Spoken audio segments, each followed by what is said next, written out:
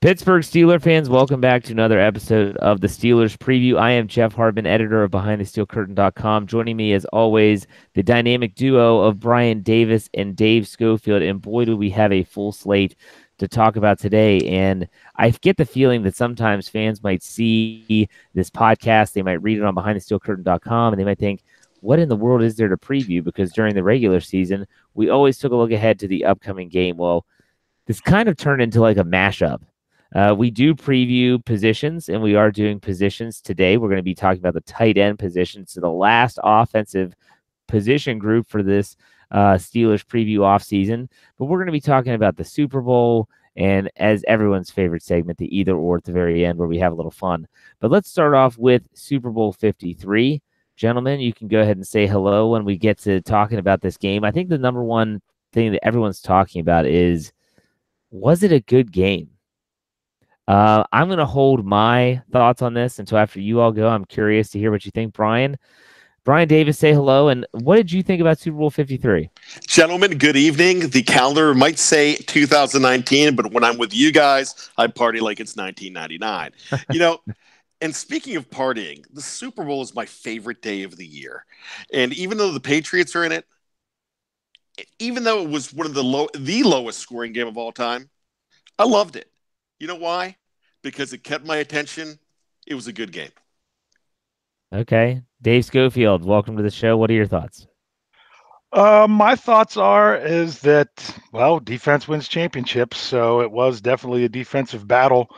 I don't know if the Patriots' defense were as good as they appeared or if the stage was just too big for the Rams' offense.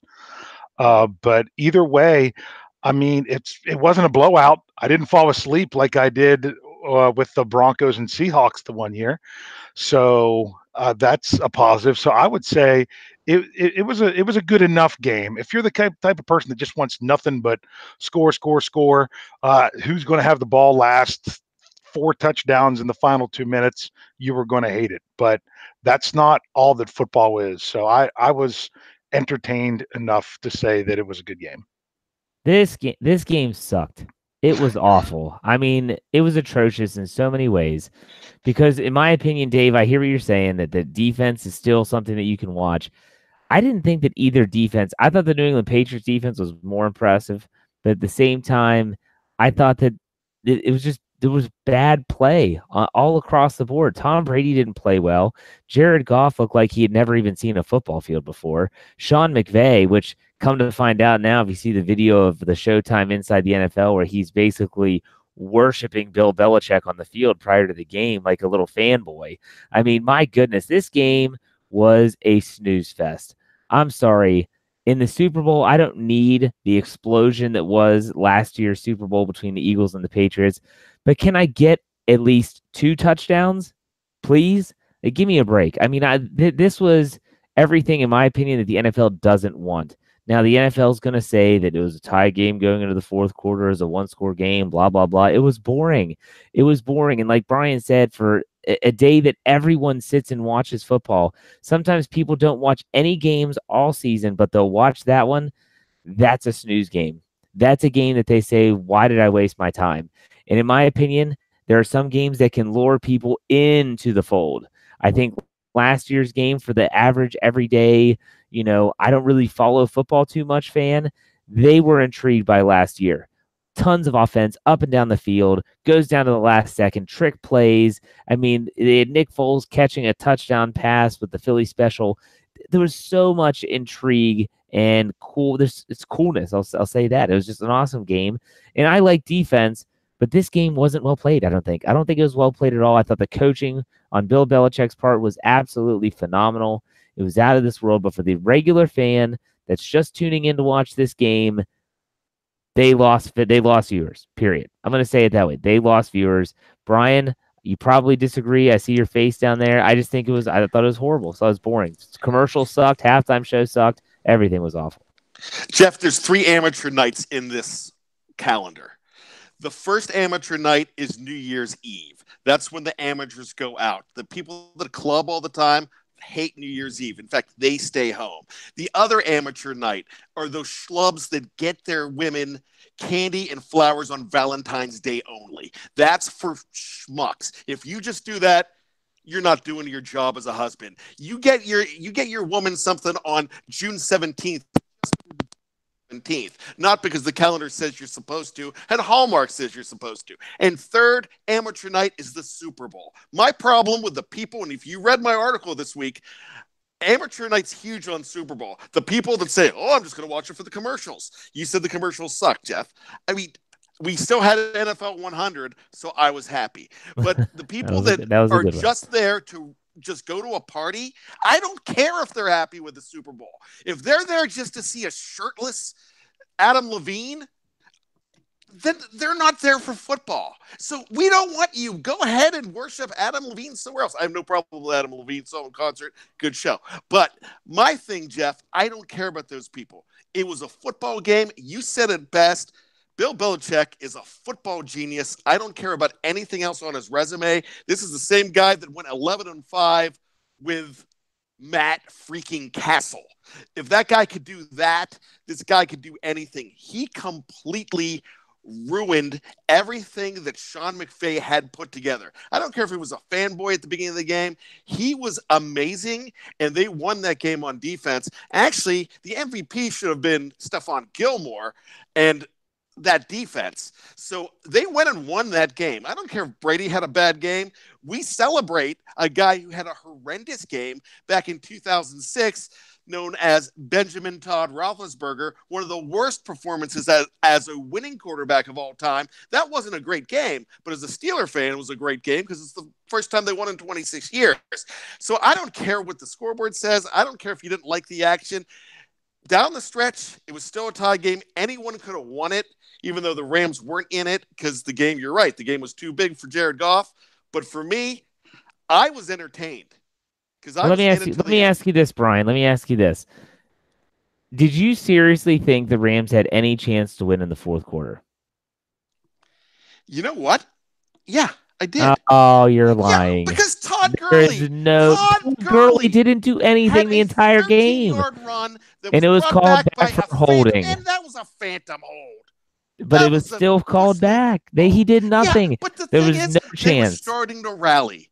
And if they could have got that running game going, they would have been fine. But after that penalty, Goff started to feel it again. And that's what happened. Coulda, shoulda, woulda. There's no chance. I watched that game knowing there was no chance the Rams were winning that game.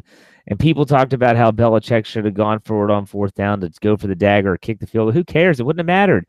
They could have been up by one. They could have won the game 2-0 on a safety. There's no way that the Rams were going to come back. Dave, chime in here. Give us your thoughts. Did you think in the fourth quarter the Rams had any chance to win? Absolutely. That's because you are both delusional. No, here's why. How many times have we seen this in the past? We saw this.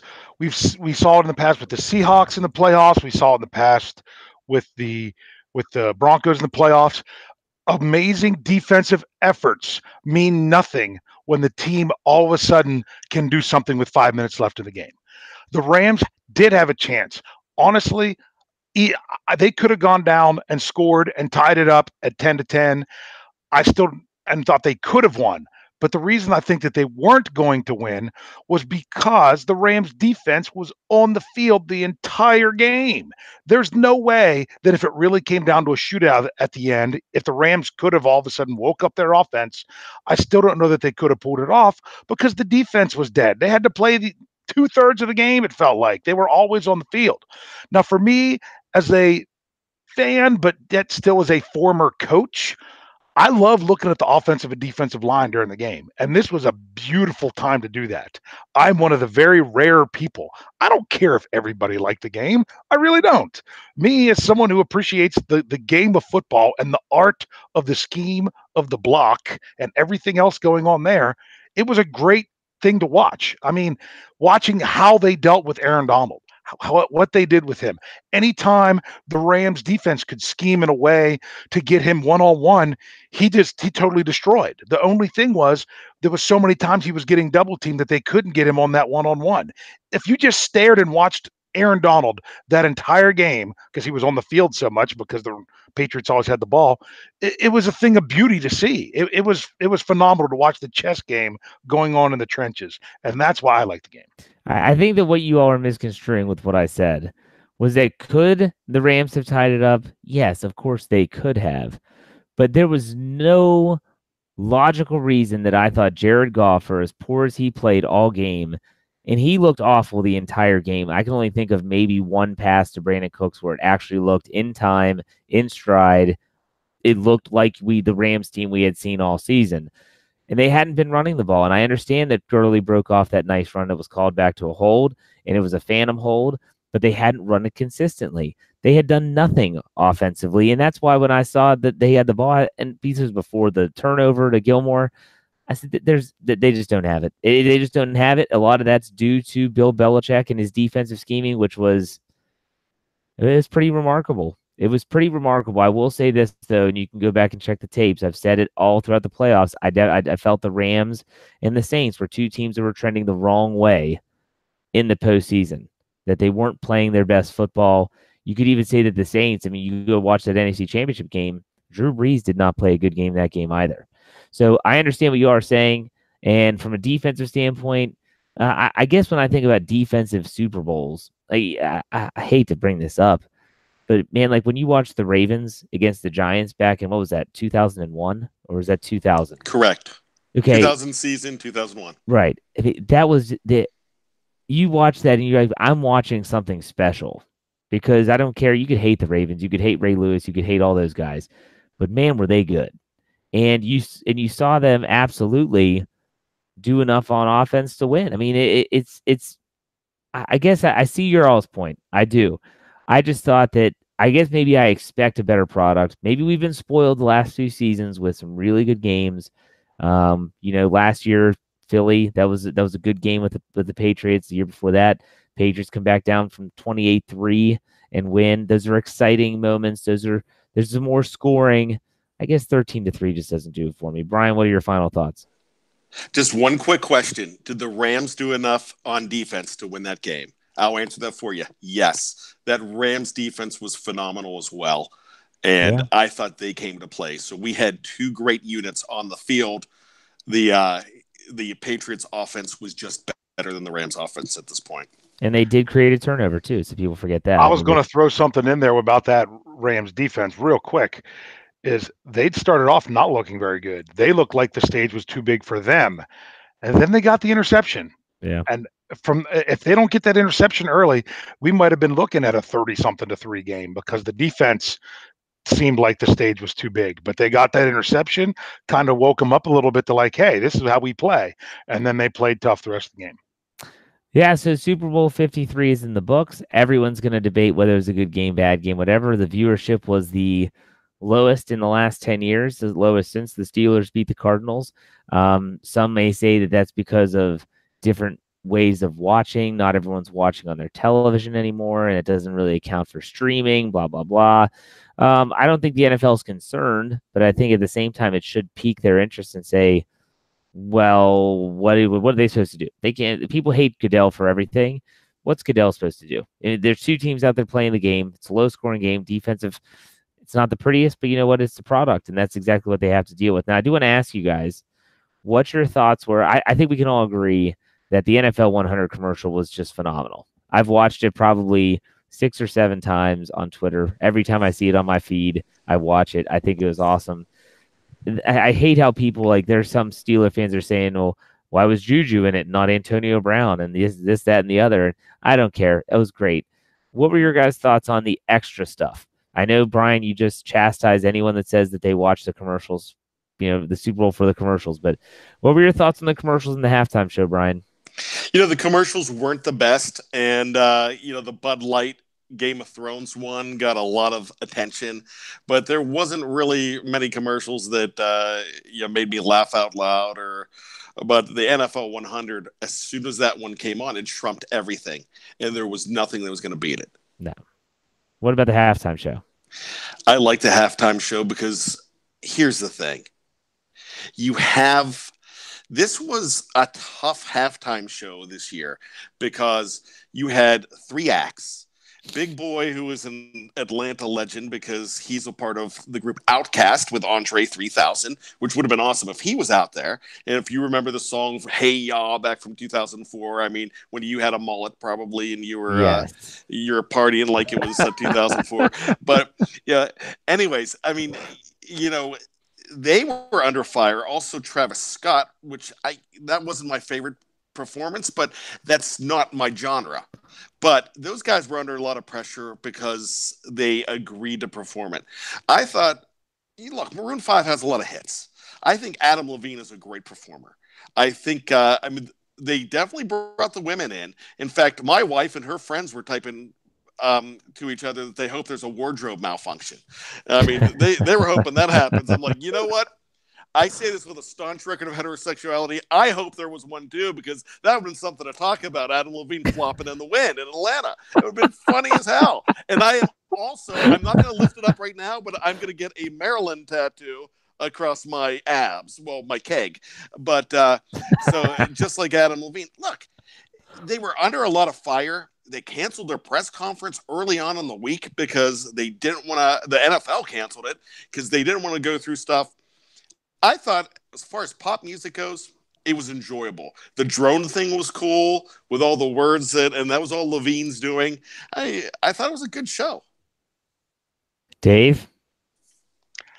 Commercials were underwhelming this year. I actually missed the NFL 100 commercial and had to rewind it to see it.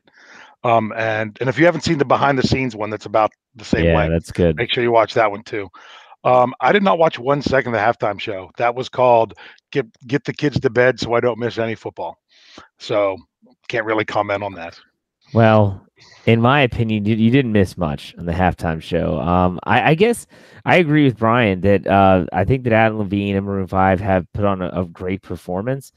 I thought their song selection out of all their catalog of hits was kind of, I couldn't, some of the songs I was surprised they played. I guess for me, in recent history, the gold standard for halftime shows was Bruno Mars. I thought Bruno Mars was absolutely phenomenal, and he had other artists as well. I believe it was the Red Hot Chili Peppers. Bryan, help me out. Who else was with him? I think Beyonce was with him too. Maybe, and he's done it twice. He has in recent years. He has, and I thought that they really meshed everything together well. Bruno's great. He is, and I guess maybe I expect that type of performance. I thought Lady Gaga did a good job when she did the show, but it just seemed too disconnected to me when the other artists, whether it's Big Boy, whatever, came out. It just didn't flow. I didn't like it, and I'm going to quote my daughter, my second oldest daughter, who kept on saying, "Why is he taking off all his clothes?" Started with the jacket, then he took the shirt off, then he had the tank top, and then the tank top goes off, and then he, "Why is he taking off his clothes?" And I said, "I don't know why he's taking off his clothes." Because every red-blooded American woman watching that were like, "Ooh," and every guy was there was like, "Hey, you like that? I'll see you in 2 hours after the game." So I think we all agree that the commercials. I was stunned. As a health guy, someone that's very conscious of my health and nutrition and stuff like that, Bud Light pumped in over $100 million on their commercials about their ingredients and bashing those up with corn syrup. I was like, wow, they're bringing some stuff that if you follow this stuff, you've known about this stuff for years, but they're bringing it to the forefront. So I was happy with that. So we'll say that. So leaving Super Bowl 53 behind, we go to Dave Schofield's Stat Geek segment where he likes to quiz Bryan and I on various stats of, I guess, are we talking tight ends? Are we going to talk Eric Green back in the 80s for the Steelers here or what? Okay, well, before we do that, I'm going to say I don't have any retractions this week. I've learned 2 lessons doing this. First of all, 1, write all your notes in the same notebook so you don't miss up the 47 and 43 lines. 2, when you do write it down, take your time and write it neatly so you can tell the difference between a 3 and a 4. I mean, how hard is it? I mean, that's pretty bad handwriting when you can't tell the difference between a 3 and a 4. Hey, Dave, real quick before you get started, Could I mention something? I watched the playback last week, and I thought you handled it very well. I know we gave you a lot of heck, and we're going to continue to do that. Trust me. Please do. But I got some heck on the playback when I was reading all the comments. And one fella said, "Oh, no way. He's looking that stuff up." You guys could vouch for me. Yeah, I am not feeding you any of this before it happens. I know John Stallworth of 84. I know that stuff. I'm not looking it up. I promise you. I would rather be wrong than cheat at that. Well, I was only 6, so I don't remember it very well. So he just did. He just did. I'm not going to say how old I was. I'm not. I know how old you were. Yeah. I had a mullet. Yeah. So, well, we're not going to go strictly tight ends. What we're going to do is, in honor of the greatest play by a tight end this past season, we're going to stick to a very specific stat. What was the greatest play by a tight end this past season? Vance McDonald's stiff arm in Tampa Bay on Monday Night Football. Absolutely. The Vance McDonald stiff arm for a 75-yard touchdown. So we are going to look at some Steeler history with 75 yards or more touchdowns. Okay. First of all, the Steelers had the most 75 or more yard touchdown receptions. We're going with touchdown receptions. So not just tight ends, any receiver. Any receiver, any receiving touchdown that went for 75 yards or more. The Steelers led the league with how many? This year? Yes. 3. No, 2. What do you think, Brian? 2. Brian's on mute. You're on mute there, Brian. I'm mute. I'll just say 2. I know Juju had the big one. Yeah. Juju had 2 by himself. What was the other one? Juju was the 75-yarder first play of the game against Carolina. That's right. I thought we had that one. The McDonald 75-yarder. We had the Juju 97-yarder against which was his second Denver 7-yarder of his career. And we had the Antonio Brown 78-yard touchdown against. Why did it just escape me? I didn't write it. I was just remembering it. Boy. Antonio Brian's got to remember that one. Yeah, he had the 78-yard touchdown against. It was in a win. I got it here. I'm blanking. I got it right here. You guys don't remember? No. All right. It was 75 yards against. Falcons. No, I was at that game. I would have remembered that one. Against Jacksonville. That's what got him back in the game. Yeah. Yeah, that's what it was. I knew it was an important game. I knew it was a game they won, but I was blanking on that one. I'm not gonna. Any guess at who had the second most 75-yard touchdowns this year, receiving or passing touchdowns? Yeah, which team? Yeah, Kansas City Chiefs with Tyreek Hill. Would have to be. No, it's not. Wow. I'll give you a hint. I'll give you a hint. Is it two of their 3 were caught by a tight end?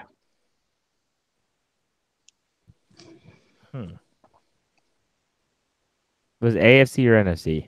NFC. The Chiefs only had 2 this year. The Rams. I was going to say San Francisco. It would be the San Francisco 49ers. 2 of them to George Kittle. Oh, Kittle, yeah. When he said tight end, I was like, NFC, tight end, Kittle. I knew he had some big passes. There you go. Yep. I went out. All right. Here's a pretty easy one. Who was the last Steelers tight end to have a touchdown of 75 yards or more receiving? The last tight end? You mean other than Vance McDonald? Yeah, other than Vance McDonald. Before Heath Vance. Miller. Yeah, it was Heath Miller. It was in 2006. And it was thrown to Miami? Against Miami and thrown by Charlie Batch. That was the appendectomy game. That was from Charlie Batch. I was at that game. Correct. Wasn't that Joey Porter's return to Pittsburgh where he turned around to the stands and said, "You love to hate me," or "You know you love me"? Wasn't that it? No, that was the first game. Oh, that's right. That was the Super Bowl 40 celebration. The smooch when he kissed Cower. That's right. Yes, it was 2 years after that is when he came back as a Dolphin. And who was the coach of the Dolphins in that game? What was that? The Crimson Tide. Was that Nick Saban? Was that Saban? Yep. Nick. Yeah.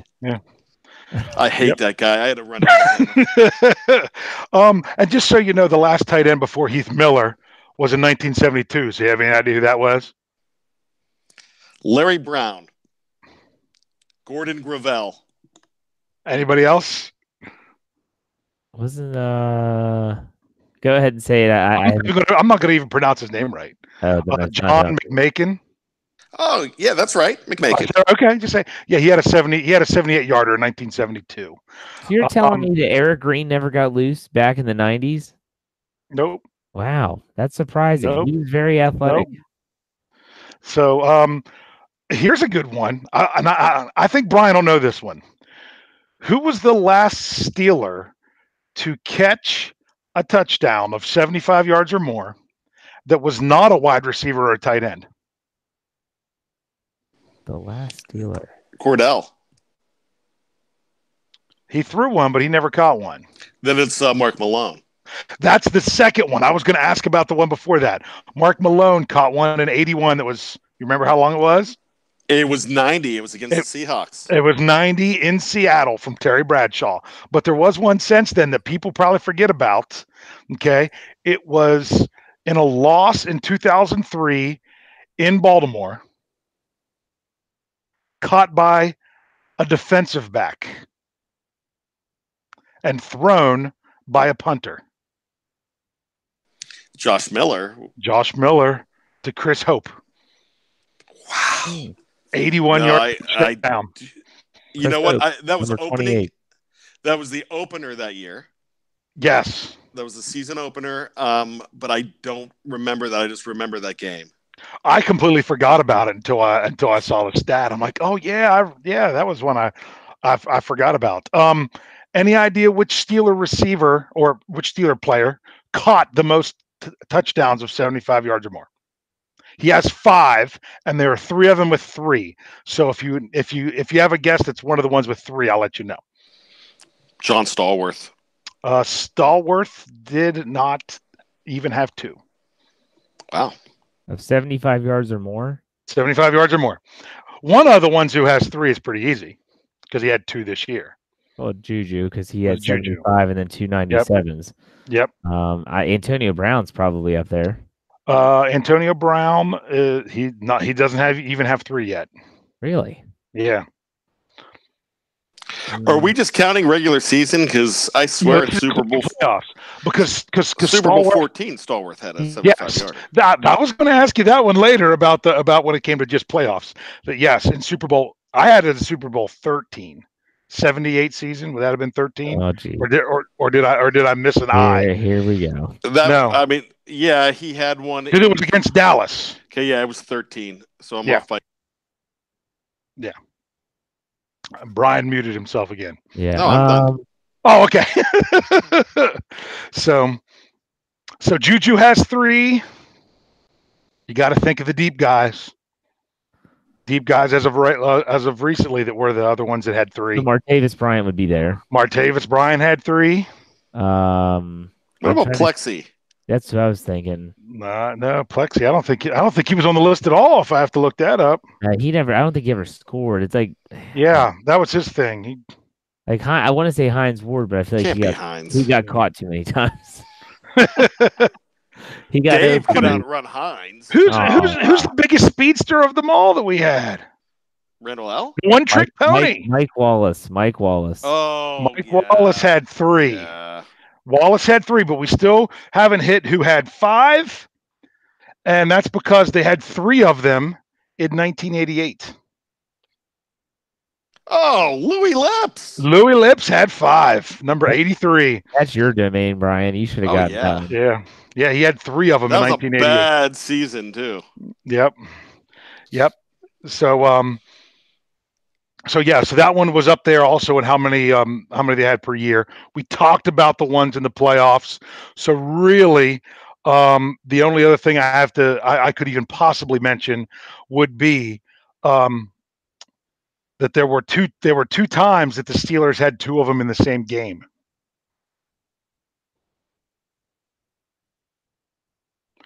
And they were not both by the same receiver.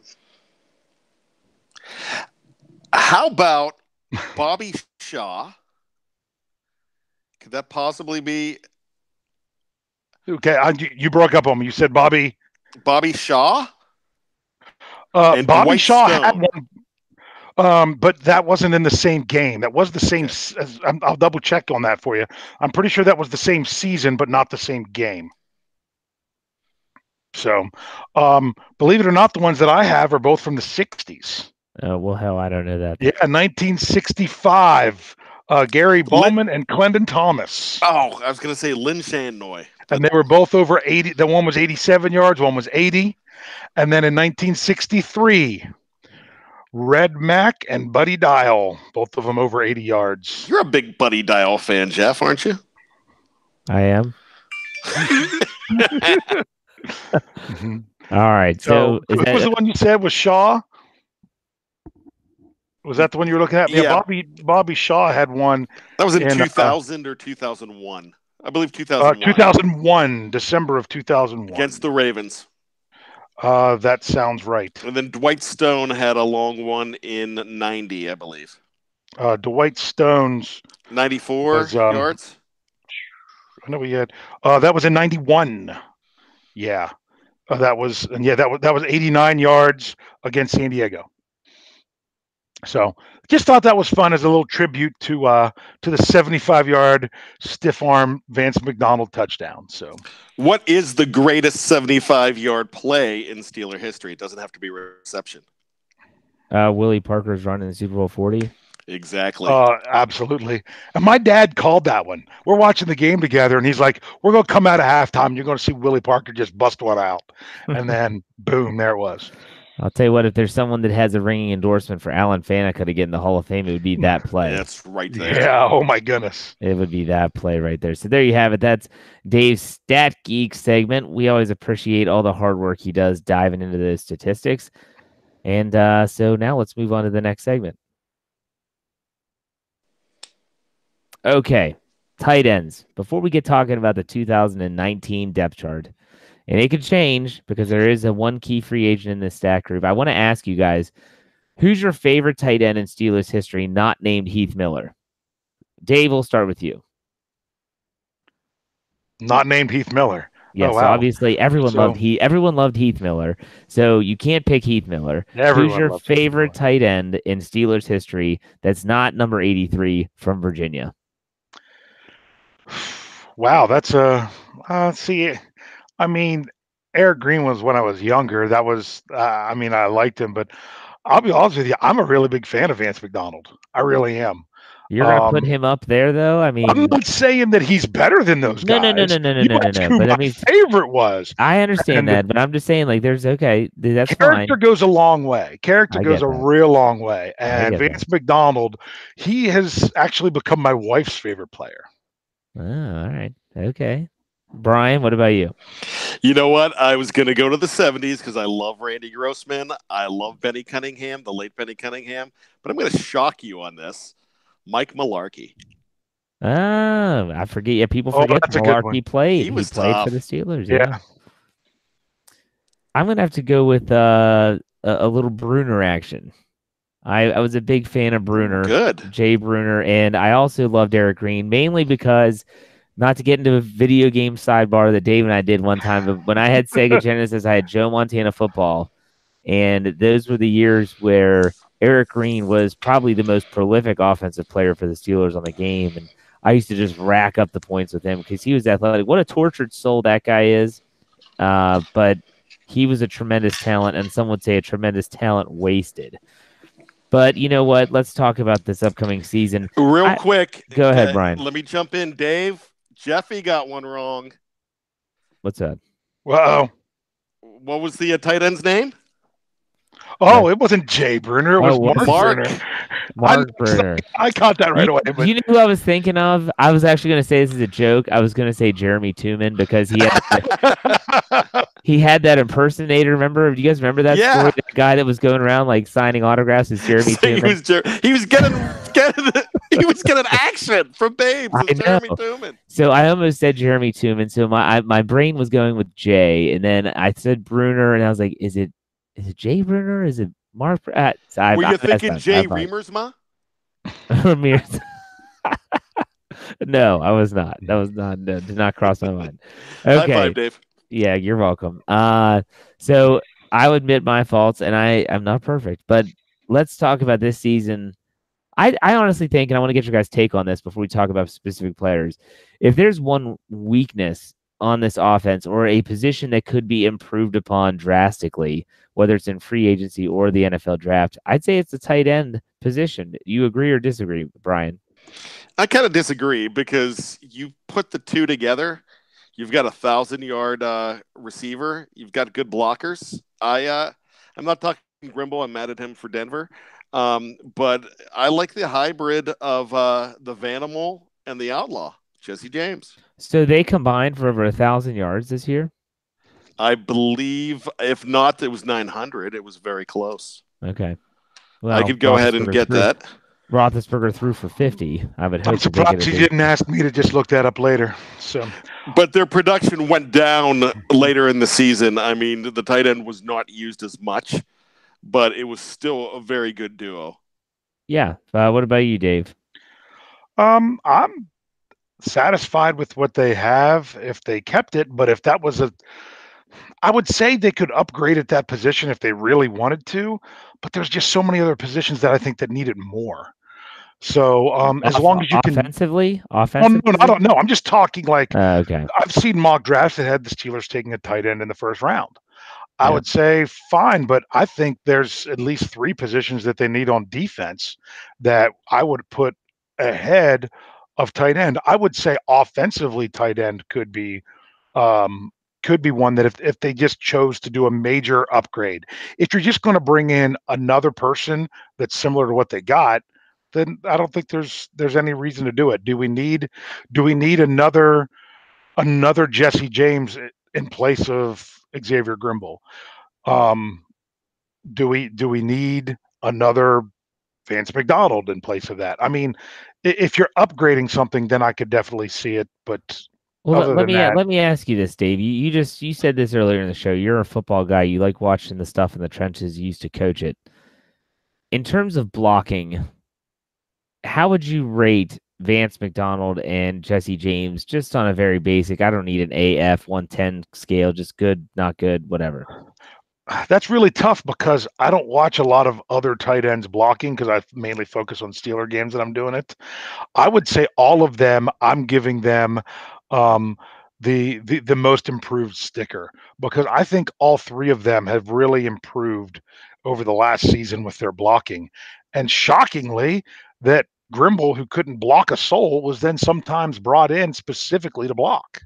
Yeah. So it's something where all 3 of them have grown with. So you don't know how much of that was Mike Munchak working with them along with the offensive line or not. But if they keep improving like that, I'm more than happy with that. As if you can get a good tight end that can run the routes, catch the ball, and do everything that you can teach to block, then you've really got something because they've all been able to learn to block better.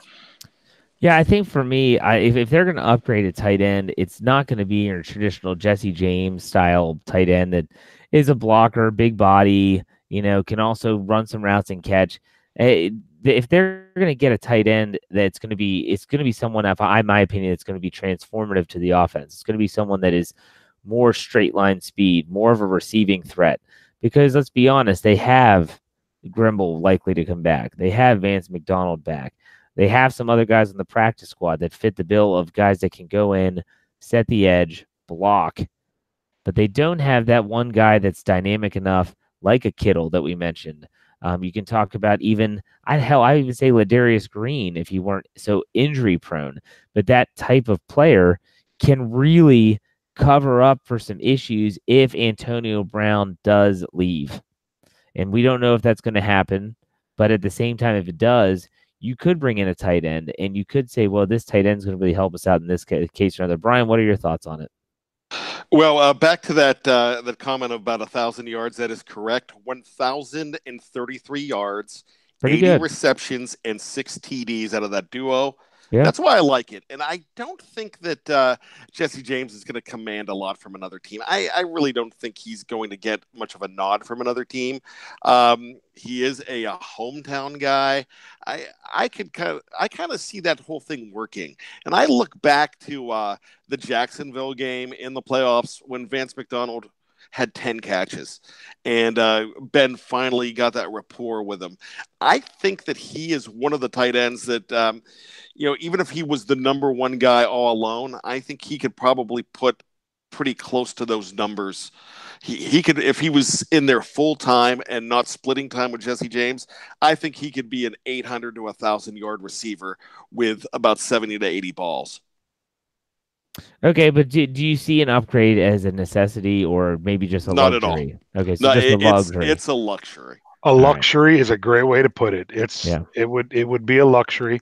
I love the Holadarius Green idea. That was going to be fantastic. And when he was healthy, that half of a quarter was it was what it felt like. You saw what they brought him in for, and He it was really great. It was against Cincinnati. Yeah, I remember that game. Yeah, so but unfortunately, that's not how it worked. I don't want to just keep on pouring over, but there was something that I did forget to ask you guys, because we're talking tight ends.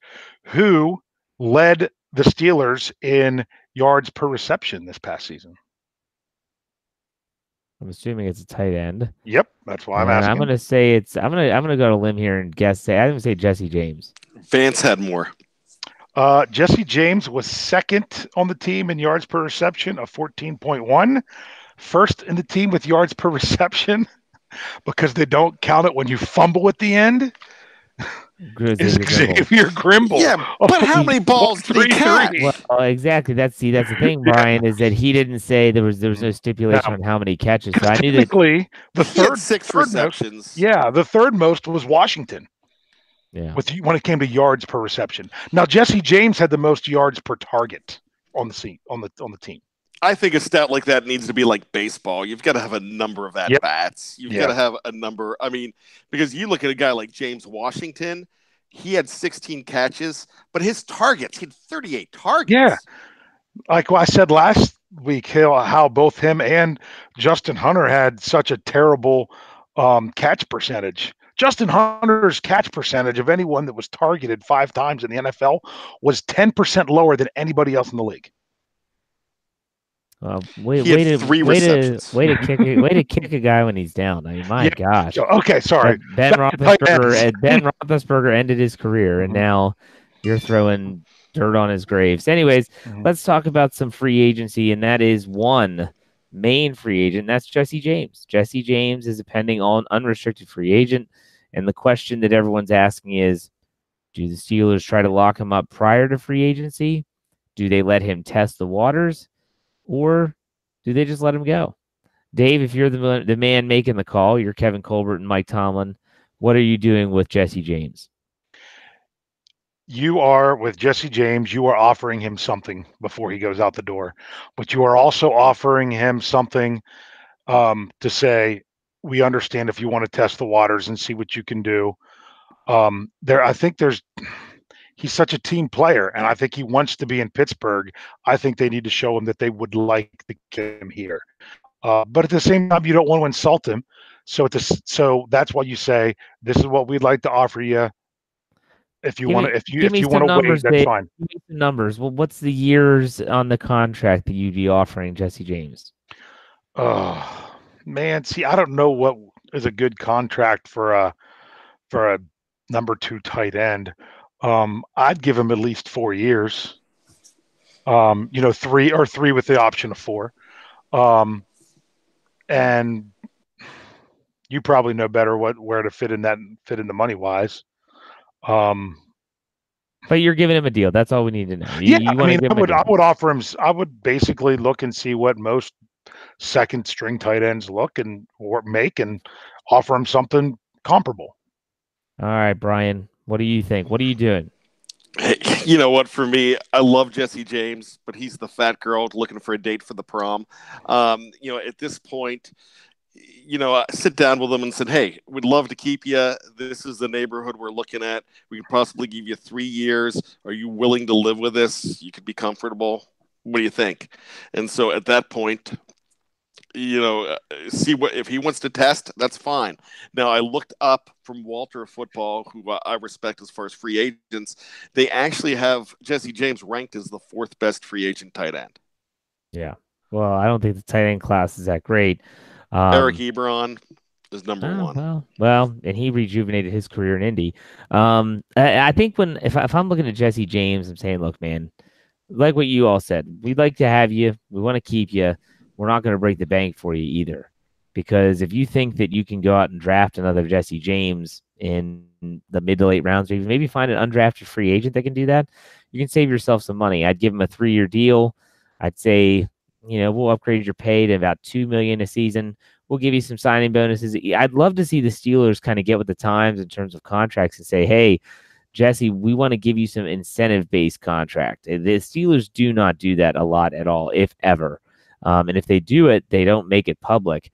They're not big on incentives. I think that would be a perfect deal for a guy like Jesse James. You play so many snaps, catch so many touchdowns, gets a certain number of yards, and he'll get those added bonuses onto his contract. It's not going to necessarily dig a hole that they're going to regret that they dug with him if he doesn't pan out. But I don't think Jesse James is going to all of a sudden in an offseason come back and be like the super prolific tight end. He is what he is. He's durable. He's a good number 2. So I think we all suggested they should bring him back. Now, Xavier Grimble is a restricted free agent, not exclusive rights free agent, which basically means that the Steelers have right to first refusal, and I don't think he's going to go anywhere. I think Xavier Grimble will be back. And then who has the depth chart in front of them? I did one thing about Grimble. The only question with him is what tender are they going to offer him? Well, if they don't put a tender down, he becomes an unrestricted free agent. Correct? Yeah, I think so. So bottom line is it's the whatever, and based. I'm trying to make sure I have this right. Bryan will help me out, I'm sure. Oh, Jeff, you'll probably know this as well. Is that based on what round tender you say that they are, is how much then their contract would be whenever they sign it. Yes. So if you don't want to pay him as much and put a lower tender on him, then if he goes and signs somewhere else, you're going to be getting basically a lower round draft pick from that team.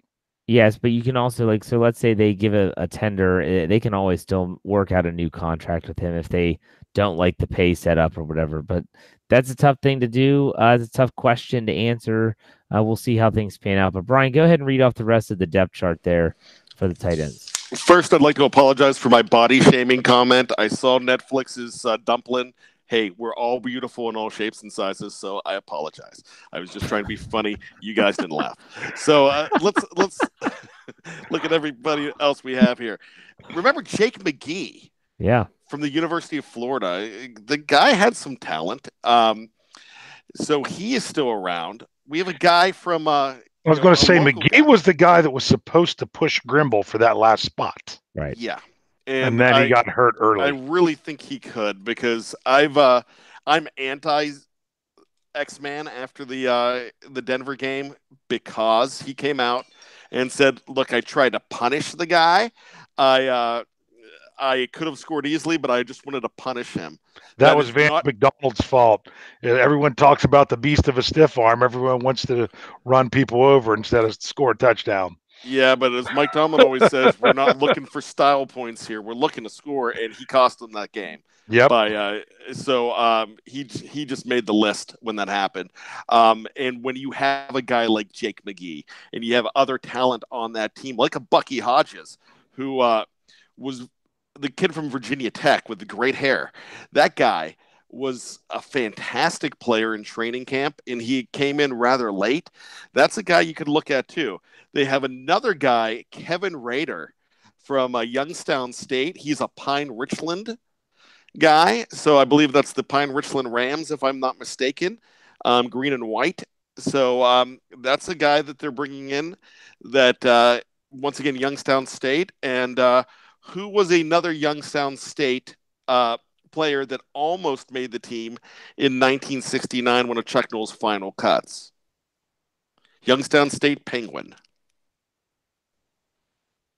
Ed O'Neill. You might know him as Al Bundy and Jake Pritchard. Oh, that's right. So from Youngstown State, one of the final cuts of that team. Just wanted to bring that up for fun.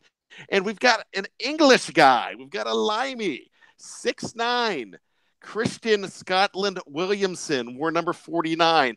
Now, they brought him in as, I forget exactly what the designation was, but he was the extra guy on they could have an extra guy on the practice squad from overseas, and they're inviting him back this year. He won't get that designation, but this guy is a rugby player for the Worcester team, or Worcester, or however you pronounce it, in England. He is 6'9". And I don't know if you've ever been around rugby players. Those guys are tough. So I can imagine if this guy could catch a football, I mean, if he had a proper chance, you might have another guy like Villanueva on your hands. Who knows? They could come out of nowhere. We saw that with a guy from Kent State that was a basketball player that ruined Pitt's Final Four chances back in 2002. His name was Antonio Gates, and he's probably going to be in the Hall of Fame. Wasn't a football player. He was a basketball player, and he was huge. I got to be honest, though. I think that the only players that you just named off that have a legitimate shot at making the team will say McGee and Hodges. I don't think any other tight ends, their best hope, especially the Englishman that you just talked about, is to be on the practice squad and to be on that taxi squad and see what happens. So I think that on the overall list of Steelers team needs, I have the tight end position on it, just not very high. If they can keep Jesse James like Bryan showed with the statistics, we'll see how things go. I think the Steelers tight end, it's not ideal. It's not glamorous. It's not flashy, but ultimately it can get the job done. Now, guys, I do want to ask you before we get to our either or segment, which is everyone's favorite segment, at least ours. Are you going to be watching football this weekend? What is it, Bryan? The AAFF? The AAF, the Alliance of American Football. Yes, and so they're going to be playing Saturday. I'm not sure if they have games on Sunday, but on Saturday they're definitely playing. I didn't know much about this. I know that Bryan is going to have an article published tomorrow or Friday. Simon Chester had an article published on our site today, Thursday, and I was reading some of the rules. I can get down with some of these rules. There's no kickoffs. They're shortening the play clock. There's less timeouts.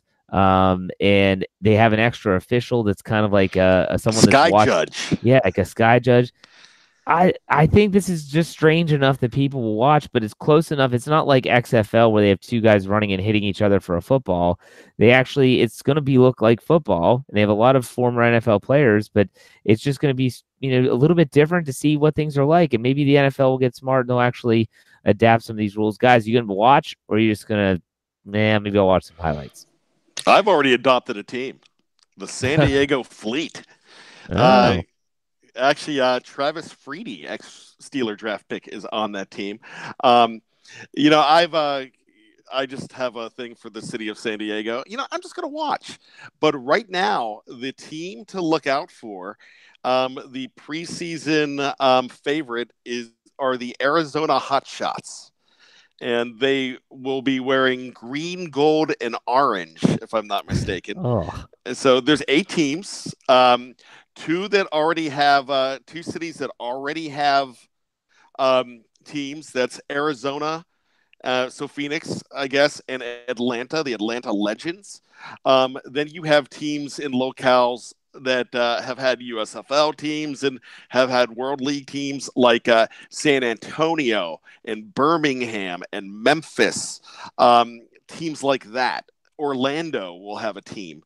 So there's 8 teams in total. San Diego doesn't have a team anymore since the Chargers left a couple years back, so they have a shot at football again too. So, hey, it's something to watch. I know my wife is going to be in the other room binge watching Downton Abbey.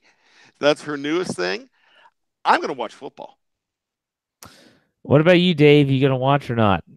I've got to figure out what time the games are. I'll check and see if the games are at a time that I can catch at least part of it just to see what it looks like. I tell you what I'd like to see is did you see the rule about what they're going to do in place of an onside kick? What is it? You have a 4th and 12. 4th and 12 that you can go for it, and if you convert, you keep the ball. Is it at the 35-yard line? Brian, you probably might know that looking into it. No, actually that role is new to me. I Yeah. knew that there weren't kickoffs. I knew all the other roles, but yeah, I did not see that one. That's great. Because see, that's always been the big question is they say the NFL is on their way to doing away with the kickoffs. But if you do away with the kickoffs, you do away with the onside kick possibility, which is what you need if you're down by 2 scores. So this is something that's a little bit interesting. Don't know if I'm a big fan of their overtime because it's basically similar to the high school overtime. It's a Kansas City tiebreaker. It's at the 10-yard line, but there's no kicks. You can't kick a field goal. You can't kick an extra point. Got to score a touchdown. Got to go for 2. But after one time of doing it, it's a tie. If both teams still have the same score, they won't go to a second one. I got to be honest. If I'm able to watch TV over the weekend, I'd probably more be inclined to tune into the Pebble Beach golf tournament than I would be the AFF. But that's just me. I might, like Dave said, check it out to see what it looks like, and maybe it's intriguing enough to keep my attention. I do think that the NFL would be well served to have some type of. I would wish one of these leagues, even the XFL, maybe next year, could be like a minor league system for the NFL. I think that would be really smart. You can't always rely on college football to be the be all end all. And so this would give guys that don't get drafted, don't make teams, a place to go, play, work on their craft. I could maybe even see it being like minor league hockey, where each minor league team is an affiliate with the professionals. Then, so this in this case would be the NFL. So maybe the AFF, the San Diego whatevers, are affiliated with the Los Angeles Rams. And so the Los Angeles Rams can put players down there at that team. They can develop them there and then possibly bring them up. And it would be a minor league system, just like baseball, just like hockey. I think it would be good. The NFL seems resistant to that. I'm not sure why. They haven't done anything like that since NFL Europe. So we'll see how the NFL responds to this too. It'll be interesting to see. It's the AAF. AAF, whatever. What is it, the San Diego Fleet? Is that what it is, Brian? San Diego Fleet. Who's the Iron? One of the teams is Iron.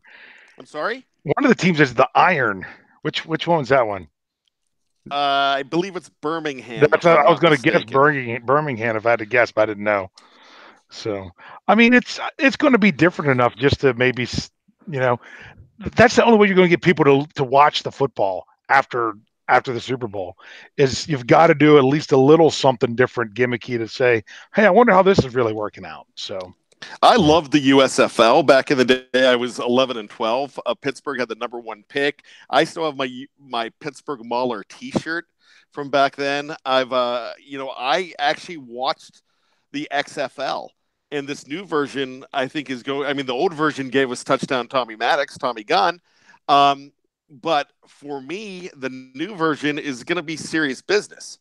They're not going to be screwing around like they did before. They're actually trying to fix the mistakes they made. That ESPN 30 for 30, we are the USFL, is something that really sparked Vince McMahon to do it as a serious venture. USFL or XFL? The XFL. Okay. Vince McMahon had the XFL. Yeah, because you were also saying USFL. That was. Yeah, I love it. That was killed in 1985 when they tried to go head to head with the NFL, and there's a certain owner at the time that we also know as the President of the United States currently that killed that league. Yeah, I was just trying to figure out because you were talking about USFL and then you mentioned Vince McMahon, and I didn't know which one you were talking about. I want to know: is there any way we can get these guys that are on futures contracts, like the Christian Scott Williamsons, that would benefit from playing in this league right now? I agree. I think Jeff basically said it with the minor league concept. Yeah, but I mean, so these guys have a futures contract with the Steelers. I mean, which is nice, but and I know if they would get injured, then they're cut. But this would be a great situation for guys that even though they have a camp to go to next year, to get some playing time and experience that they really could use. Well, let me tell you about a guy in the early 2000s that played for the Baltimore Ravens in NFL Europe for the Rhine Fire. His name was James Harrison. So, I mean, but he was there as a representative of the Baltimore Ravens. So it's been done in a way before. They could send a few guys over there. But I like Jeff's idea about a whole minor league deal. I like your idea, Dave, about the future contract guys. Why not have a minor league system and just one team? You don't need 3 or 4 teams. Yeah. That should be interesting. We'll see what happens. I'm sure we'll talk about it next week. But now let's get to our segment that everyone looks forward to at the very end of the show. It's our either or segment. Decided last week, went a little long with this segment, so we each decided to have one either or. We'll go around the horn. We'll all ask and answer.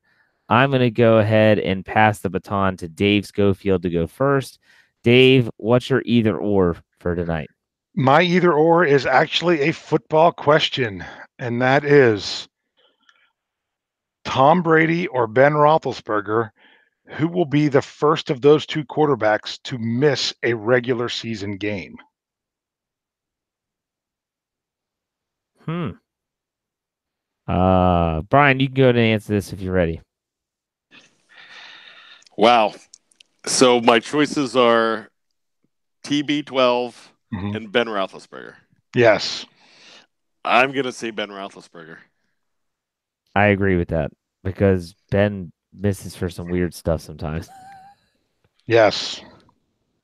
So, you think about the Raiders game and, he was being chauffeured to a third floor X-ray machine from 1975. And, from the Bud Light commercials, dilly dilly. So there you have that. Bryan, what's yours? You sure you don't want to save mine to the end? Okay, all right, I'll go. Okay. Okay. Let's say more motivational sports movie. Now, this might just be me because we could go a lot of different ways. I tried to stay out of football because I think a lot of us would naturally just take football. Rocky or Miracle? Now, Miracle, I have to say, is one of my favorite movies of all time because I love hockey and I love that story, and that movie's phenomenal. And Rocky it's Rocky. So, guys, either or, Rocky or Miracle, more inspirational sports movie. Dave? You're not going to believe this. I've never watched the movie Miracle. Oh my god! I've watched I've watched documentaries on the actual game. On the program, Dave. We'll see you when the season starts. Cut his mic. but I've not actually watched the movie itself. I've seen all the background stories on the actual game and not the movie version of it. But believe it or not, I would say out of those two choices, even though I haven't seen the movie, based on just the story alone, I would say the Olympic hockey team. Okay, Miracle on Ice, 1980. What about you, Bryan? As much as I love the Miracle on Ice and Kurt Russell, look, Rocky. And here's the reason why. They're laying in bed before the big fight. I mean, Talia Shire, Adrian is just cuddling up to Rocky, and she's like, you can't sleep. He's like, I just don't want to be another bum from the neighborhood. And if that doesn't get you right here, I don't know what does. That is the true underdog story that we've ever seen, and it holds up. Apollo Creed was the champion. He was modeled off of Muhammad Ali at the time. And my favorite line from Rocky 2 was about that movie, and it's like, I saw you beat this man like I've never seen another man beat before. And the man just kept coming back. And for me, that personifies how great that movie is. If you're down, if you're out, if you're just another bum from the neighborhood, And yet, next thing you know, you could be heavyweight champion of the world. It's Rocky. It's beautiful. It's American dream. See, so I'm going to go with Miracle, but it's not because I don't love Rocky, because Bryan can attest I do. But Rocky 1 is not my favorite Rocky movie. I have to say that they all have their own spots, but there's something about that, and it almost brings like a tear to my eye when I watch it. Number 2, Rocky 2, Adrian wakes up from the coma, and she says, "I want you to do something for me." Win. And then the training montage music starts, and I feel like I could just go run through a wall. And then wait. What's Mickey's next line? What we been waiting for? What are we waiting for? And then you just hear ding. Yes, and ding, that is exactly one of the greatest sports movie scenes. But in terms of the old movie inspirational, I'm gonna go with Miracle because that is a true story. That's what I was going to say about Miracle. It's a true story, the true story, and I thought that Kurt Russell's Herb Brooks was spot on. If you've watched Herb Brooks and you know about him, and I know he had a time with the Penguins, and that's why I know about him. He nailed it. He nailed it, and even his assistant, it was just great. Bryan, did you want to say anything else before you go with your either or? No, you know what? I love both movies, but I'm okay. Hey, to each their own. Go ahead, Bryan. Yours. Finish this up. All right, gentlemen. I'm inspired by something we talked about earlier. And I was talking about how much our wives loved watching Adam Levine shirtless. So let's talk about that. And I guarantee you, in 9 months from now, there's going to be some Adam Levine babies because of that performance. That's what it was. So let's take another name. Let's not take Adam, but let's go to the next letter up, B, for Barry. So here's the deal. The kids are at grandma's. You've got that gleam in your eye. She's feeling good too. You go to the CDs. You can pull out a Barry, and you want the perfect soundtrack for a night of romance. Are you going Barry White, or are you going Barry Manilow? Oh my gosh, that's awful. These are horrible. Honestly, for me, I'm probably not choosing either. But if I had to choose one over the other, I guess I would go with Barry White. Not a big Barry Manilow fan, but I'm not. Yeah, that's just not my cup of tea personally. But Dave, what do you say? I think. Would it really be my choice, or would it be what would rather You're setting the mood? Well, yeah, but either way, my wife is going to say, "What is this crap?"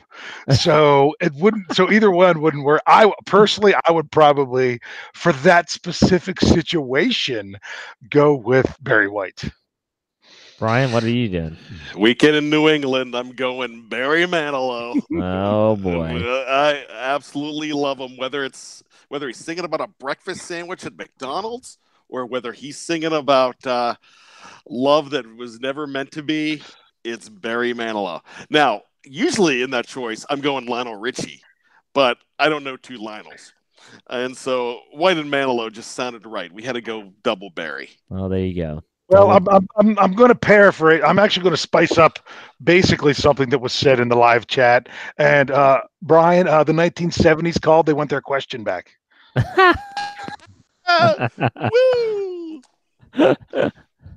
All right. Well, I think on Barry Manilow is a good time to just call this show it's a wrap. We'll put it that way. Guys, as always, thank you for your time. We appreciate it. All the listeners, I'm sure, appreciate it as well. Remember, you can follow us in a multitude of ways. Go to YouTube, search BTSC Steelers Radio, subscribe, like. We appreciate all the support there. Also, go to our audio platforms. That's iTunes, Google Play, Stitcher, my favorite, Spotify. If you just type in the search engine Steelers, you'll find us. Look for the BTSC logo. And as always, BehindTheSteelCurtain.com should be your one-stop shop for all your Pittsburgh Steelers needs. We'll see you next week on another episode of the Steelers Preview.